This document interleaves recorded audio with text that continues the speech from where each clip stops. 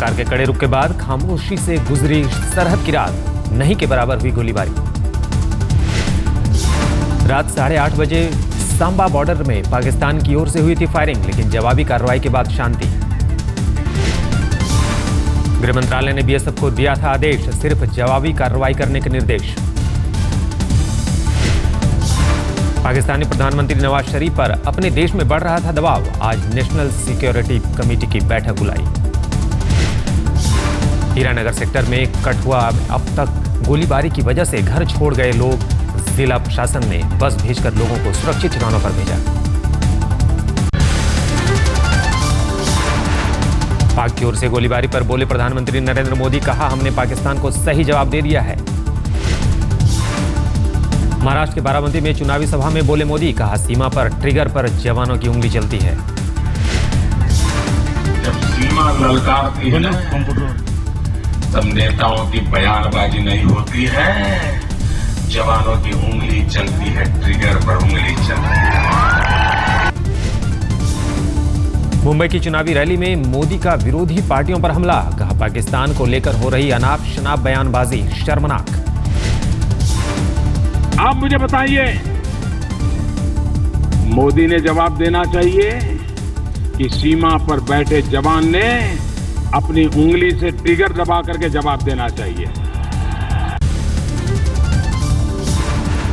रक्षा मंत्री अरुण जेटली ने पाकिस्तान को दी थी चेतावनी, कहा फायरिंग बंद नहीं हुई तो पाकिस्तान को चुकानी होगी महंगी कीमत।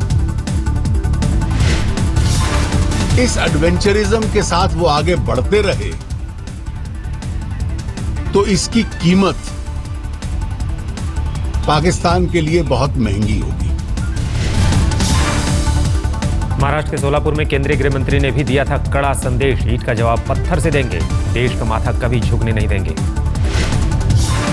यदि पाकिस्तान अपनी हरकतों से बाज नहीं आया तो हमारे सेना के और हमारे बीएसएफ के जवान, बॉर्डर सिक्योरिटी फोर्स के जवान ईंट का जवाब पत्थर से देंगे, आपको मैं भरोसा दिलाकर मैं जाना चाहता हूं।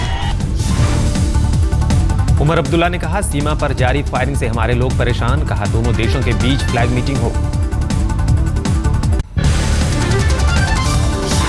अब तक हुई भारी गोलाबारी की वजह से बॉर्डर पर लोगों की जिंदगी बेहाल, राजौरी में बंद पड़े हैं स्कूल। गोलीबारी की वजह से जम्मू के अरनिया कस्बे में दहशत, लेकिन इन सब के बीच 82 साल के डॉक्टर ओम प्रकाश सैनी इलाज में रहते हैं जुटे। ओम प्रकाश सैनी के मुताबिक ज्यादातर मरीज फायरिंग की वजह से जख्मी, फर्स्ट एड के बाद भेज देते हैं अस्पताल। सांबा में भी लगातार गोलीबारी की वजह से घर छोड़ गए लोग, राहत शिविरों में ले रखी है शरण। पाकिस्तान के सियालकोट में दिखी भारत के जवाबी फायरिंग की तस्वीरें, पाक रेंजर्स की गोलीबारी को बीएसएफ ने दिया था जवाब।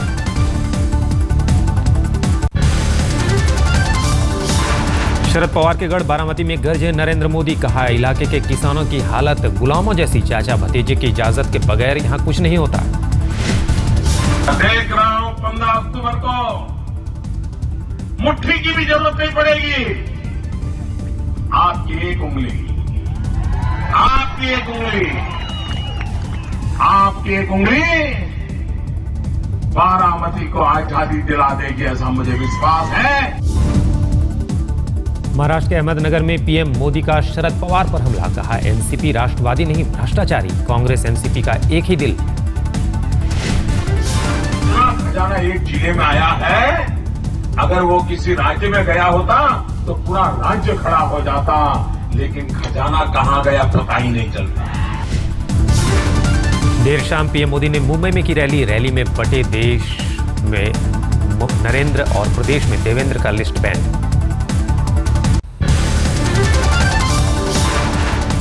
महाराष्ट्र के कोल्हापुर में चुनावी सभा में सोनिया का मोदी सरकार पर जमकर हमला, जब हम केंद्र सरकार से उसके किए वादे याद दिलाते हैं तो उन्हें बुरा लगता है।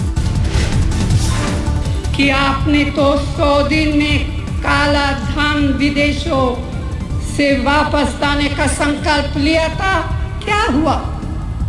ये बुरा मानता है। हम सवाल उठाते हैं कि आप तो नौजवानों को रोजगार देने की बात करते हैं, क्या कोई शुरुआत की? रैली में अचानक सुरक्षा घेरा तोड़कर लोगों तक पहुंची सोनिया। बांस के बाड़े पर खड़ी होकर भीड़ में लोगों से मिलाया हाथ। महाराष्ट्र विधानसभा चुनाव के बाद मराठी अस्मिता के नाम पर साथ आ सकते हैं उद्धव और राज। शिवसेना नेता संजय राउत ने दिए संकेत। कोई किसी का दुश्मन नहीं है महाराष्ट्र की राजनीति में, और हमेशा हम एक साथ रहे हैं, लेकिन फैसला जो होता है वो दोनों में करना है। महाराष्ट्र में चल सकता है पीएम मोदी का मैजिक।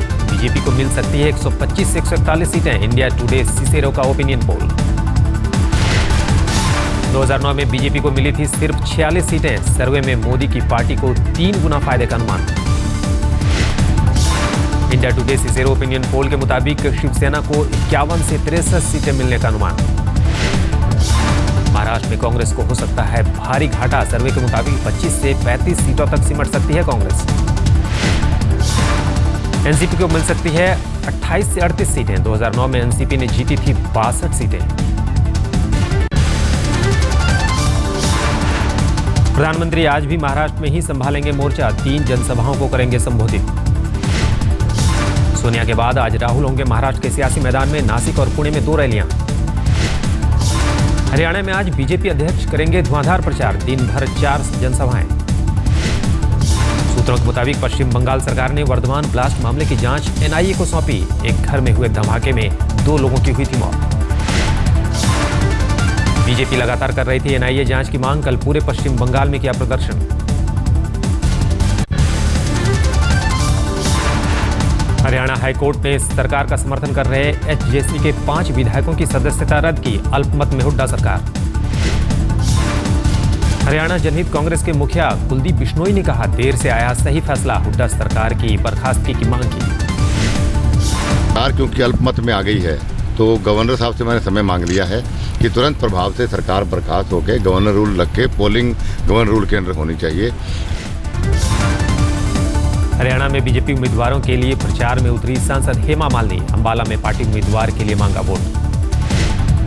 महाराष्ट्र के चुनाव प्रचार में उतरे अभिनेता सुनील शेट्टी। मलाड पश्चिम से कांग्रेस उम्मीदवार असलम शेख के लिए किया प्रचार। हरियाणा के पूर्व मुख्यमंत्री ओम प्रकाश चौटाला की बड़ी मुसीबत। दिल्ली हाईकोर्ट ने आज हाजिर होने का दिया आदेश। बिना आदेश हरियाणा में चुनावी सभाएं करने से हाईकोर्ट नाराज। अभी जमानत पर बाहर है चौटाला। सीबीआई ने चौटाला की बेल खारिज करने की दी है अर्जी। टीचर भर्ती घोटाले में 10 साल की हुई है सजा। सुप्रीम कोर्ट में दिल्ली में सरकार के गठन को लेकर सुनवाई आज। केंद्र सौंपेगा स्टेटस रिपोर्ट।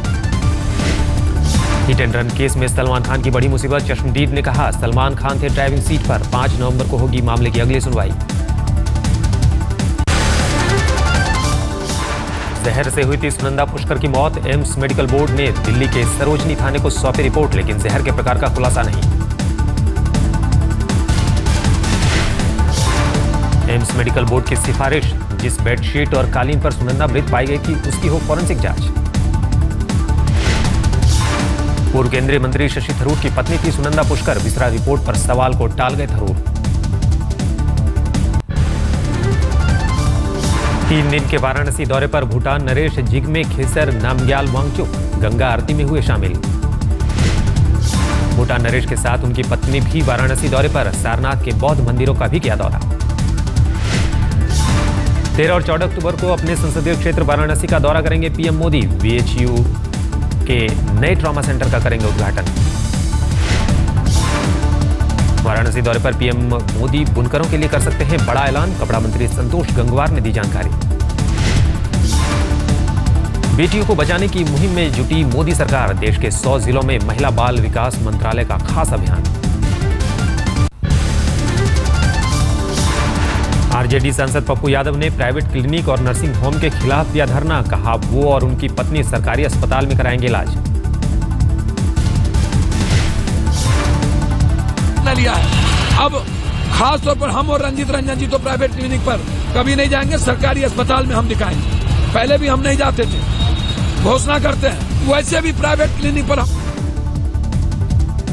पटना में कई इलाकों में गैर कानूनी तरीके से बने डंप यार्ड। रिहायशी इलाकों में लगा है कूड़े का अंबार।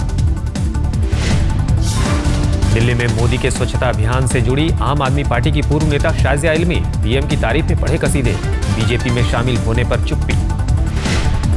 किसी ने इसको इस तरह से इस नए जोश और अंदाज में फिर से अभियान के तौर पर, एक जन आंदोलन के तौर पर नहीं सामने लाए हैं, जिस तरह से नरेंद्र मोदी जी लाए हैं, और ये बहुत अच्छी बात है। पश्चिम बंगाल के वर्धमान में तृणमूल नेता के भाई पर 12 साल की बच्ची से रेप का इल्जाम। गुस्साए लोगों ने आरोपी और उसके भाई की जमकर की पिटाई।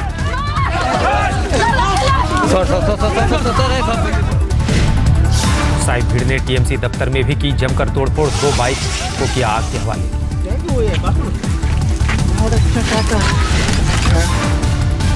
अहमदाबाद में नारी संरक्षण गृह से आधी रात को फरार हुई 10 लड़कियां। कुछ फरार लड़कियों को पुलिस ने वापस पकड़ा। मध्य प्रदेश के सिवनी में आदिवासी कन्या छात्रावास की बच्चियों का आरोप, हॉस्टल सुपरिंटेंडेंट के पति कराते हैं dance. Hostel superintendent Geeta Kumre की दलील, ऐसे किसी मामले की उन्हें जानकारी नहीं। सूरत में ऑटो चलाने वाली फूलन देवी ने सरेआम बाइक सवार को पीटा। सोशल साइट पर वायरल हुआ वीडियो। लोगों के मुताबिक फूलन देवी चलाती है ऑटो चालकों का गैंग। लड़के ने पुलिस में दर्ज नहीं कराई शिकायत। कानपुर में लोगों से वसूली करना एक पुलिस वाले को पड़ा महंगा। महिला ने सरेआम चप्पल से की पिटाई। जबरन वसूली से नाराज महिलाओं ने किया हंगामा। पुलिस के खिलाफ की जमकर नारेबाजी। रायपुर में मुंबई पुलिस का फर्जी इंस्पेक्टर बताकर लोगों पर धौंस जमाने वाला शख्स गिरफ्तार। दिवाली पर कारोबारियों को ठगने की बनाई थी प्लानिंग। दिल्ली के एक स्कूल की लाइब्रेरी में बच्ची से छेड़छाड़ का सनसनीखेज मामला। आरोपी के खिलाफ अब तक कोई कार्रवाई नहीं। स्कूल बस में आरोपी को सामने देख बच्ची ने टीचर को बताई थी आप बीती। पुलिस कर रही है मामले की जांच। दिल्ली के रनहौला से गायब हुई 8 साल की बच्ची। पुलिस में मामला दर्ज, लेकिन अब तक बच्ची का कोई सुराग नहीं। नोएडा से अगवा हुए मासूम अभिनव का अब तक नहीं मिला सुराग। 7 टीमें मासूम की तलाश में जुटी। तलाशी के दौरान पुलिस ने 16 लावारिस बच्चों को किया बरामद। 10 बच्चों को पुलिस ने परिवार तक पहुंचाया। गाजियाबाद के ऑपरेशन स्माइल से लौटी घरों में रौनक। 15 दिन में 95 बच्चे परिवार में वापस। 2008 से 128 बच्चे चल रहे थे गुमशुदा। ऑपरेशन में पुलिस की 24 टीमें थी सक्रिय। उनके वजह से मेरे को मिलती थी बोतल। मैं इनके लिए तो मैं ट्रेन में चढ़ता था, मुझे गिर जाता था, झलक जाती थी, कांच घुस जाते थे मेरे। दिल्ली में भी लापता बच्चों के माँ बाप की उम्मीद बाकी। शायद जानवी की तरह उनके घर भी लौट आई खुशियां। हाँ, पूरे गली में ढूंढा, उसकी सहेलियों के पास भी ढूंढा। उसके बाद 8 बजे तक अलाउंस भी कराया 2 दिन तक, फिर भी कोई पता नहीं चला। नोएडा के निठारी गांव में पंढेर की कोठी D5 में लगी आग। कोठी के पास बच्चों के कंकाल मिलने के बाद से सील पड़ी थी कोठी। कोठी के 2 कमरों का सामान हुआ खाक। लोगों के मुताबिक इस जगह से नफरत करने वाले लगा सकते हैं आग। दिल्ली के मदर डेयरी के पास DTC बस में आग। हादसे में किसी के जख्मी होने की कोई सूचना नहीं। बाल बाल बचे मुसाफिर। बस में आग लगने की वजह का पता नहीं। दिल्ली के जगतपुरी में एक दुकान में आग लगने से अफरा तफरी। कड़ी मशक्कत के बाद बुझी आग। इलाहाबाद में पुलिस भर्ती दौड़ के दौरान 1 दर्जन से ज्यादा अभ्यर्थी बेहोश। तेज धूप और उमस भरी गर्मी के कारण हुआ हादसा। इलाहाबाद के पुलिस लाइन में हो रही थी खुली दौड़। अभ्यर्थियों को 5 किलोमीटर की लंबी दौड़ लगानी थी। उम्मीदवारों ने लगाया बदइंतजामी का आरोप। लखनऊ में सड़क हादसे को लेकर प्रदर्शन कर रहे लोगों पर पुलिस लाठीचार्ज। जमकर हुआ हंगामा। बिहार के हाजीपुर में प्राइवेट नर्सिंग होम में 2 मरीजों की मौत पर बवाल। गुस्साए लोगों ने जमकर किया हंगामा। परिजनों ने डॉक्टरों पर इलाज में लगाया लापरवाही का आरोप। पुलिस ने एक नर्सिंग होम को सील किया। ओडिशा के तटीय क्षेत्रों में साइक्लोन हिट करने की आशंका बरकरार। राज्य के 9 जिले आ सकते हैं चपेट में। बंगाल की खाड़ी में बन रहे इस चक्रवाती तूफान का नाम दिया गया है हुदहुद। अगले 24 घंटे में आंध्र के विशाखापत्तनम के तट पर पहुंचने का अनुमान। सिलीगुड़ी से दार्जिलिंग जाने वाली ट्रेन की सेवा जल्द होगी शुरू। मरम्मत का काम पूरा। बाजारों में दिखने लगी करवा चौथ की रौनक। 11 अक्टूबर को है पूजा। Wills Lifestyle India Fashion Week का दूसरा दिन, गौरी नयनिका के नाम कलेक्शन के साथ ग्लोबल वार्मिंग का मैसेज।